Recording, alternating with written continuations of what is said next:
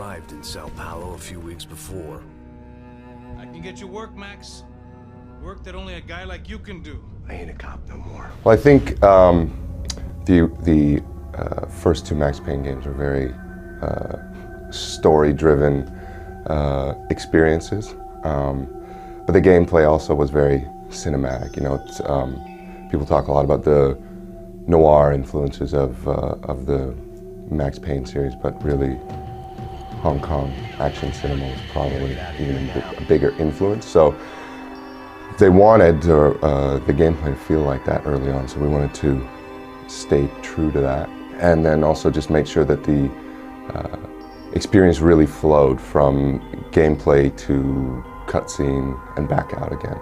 So a lot of planning and figuring out ins and outs of scenes, and whether he's coming in at a run, whether he's under fire, whether he's not, whether he has somebody with him. So yeah, just a lot of planning to make it feel like you never know what, you know what I mean, what's going to happen next if you're watching a scene when the action's going to kick off. I think setting in South America has added a bit to what we're drawing on in terms of cinematic influence. Elite Squad was a movie that we really loved, and you know, just the setting itself is very different. You know, a lot of people are sort of noting that it's a different setting than the sort of bleak, rainy, snowy streets of New York. So that doesn't mean it can't be a noir story. It just means there's more variety, and we still have dark, rainy, dark, snowy nights in different environments, but we also have some of this action and the story play out in the sun. We've introduced, you know, a left trigger over-the-shoulder aiming feature that most games have, where you can sort of zoom in a bit closer and aim more precisely on your target at the expense of your ability to move around quickly. So we added that, and we've added a cover mechanic, but those are ancillary additions to the core of the game, which is still very much the run and gun.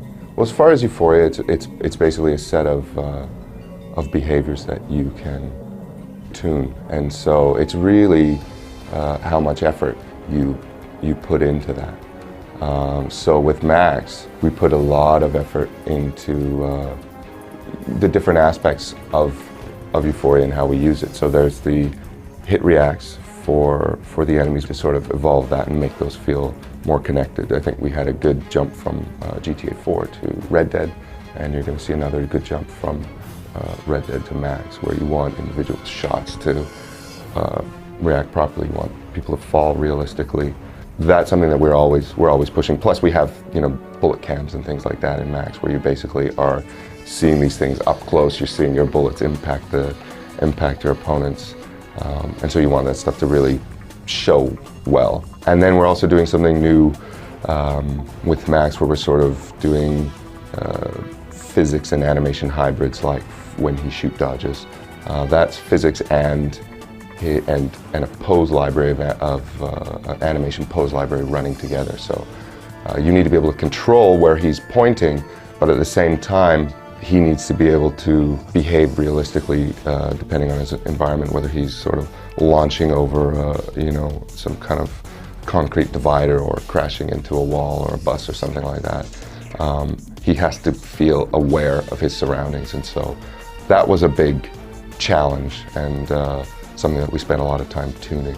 And then we also have a mechanic called Last Man Standing, where if you have painkillers in your inventory and you take sort of a fatal shot from an enemy, you go into this sort of bullet time mode where Max is dying, but he still has a little bit of life in him, and if you can find the person that got that shot off on you and get your reticle on them and shoot them, you know, bullet will race out of the gun and tag them, and Max will be able to fight on with a little bit of health replenished at the cost of one painkiller. So, you know, that state where he's sort of falling and can still shoot is a blend of Euphoria and our animation system.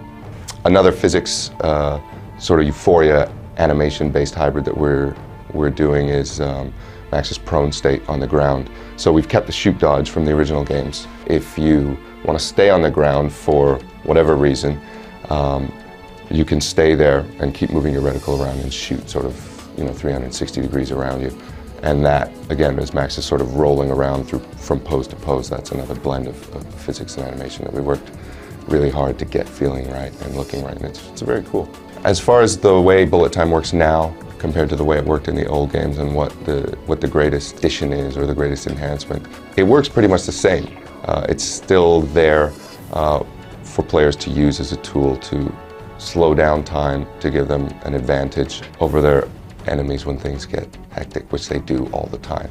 And that is something that we really needed to keep, allowing players to have that control.